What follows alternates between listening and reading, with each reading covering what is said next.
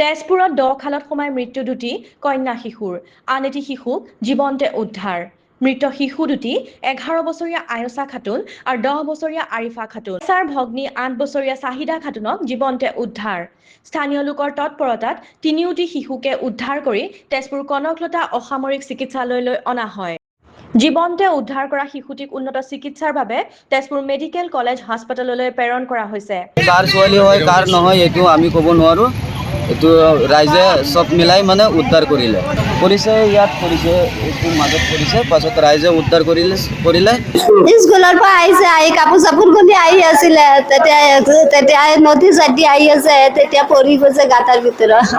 কোনো উঠাব নোৱাৰিলে এটা মৰি গৈছে আইছা এইটো চাইদা পটককৈ ৰখিলোঁ ৰখাৰ পিছতে চালোঁ এটা ছোৱালী ওলালে মানে এই জাৰ্মানী তলৰ পৰা পিছত ৰখিলোঁ ৰখাৰ পিছত চালোঁ আৰু এটা ওলাইছে আৰু মানুহ দৌৰি গৈ আছে মাদ্ৰাছাৰ ল'ৰাবিলাক তাৰপিছত আমিও নামি দৌৰিলোঁ দৌৰাৰ পিছতে এটাক এনেকৈ ঘোঁৰা চৰা এৰি কৰিলোঁ হোৱা নাই আৰু এটাক লৈ আনিলে এটা অলপ মানে চকু মেলি চাইছে এটাক বাইকত লৈ দৌৰি আহিলোঁ জল্দি এইটো বাচা নাই তাৰপিছত আৰু এটা এম্বুলেঞ্চে লৈ আহিলে আমি এটা বাইকত দুটা ছোৱালী আনিব পৰা নাই দুটাই মানে মৰিল আৰু এজন বাচিলে কেছটো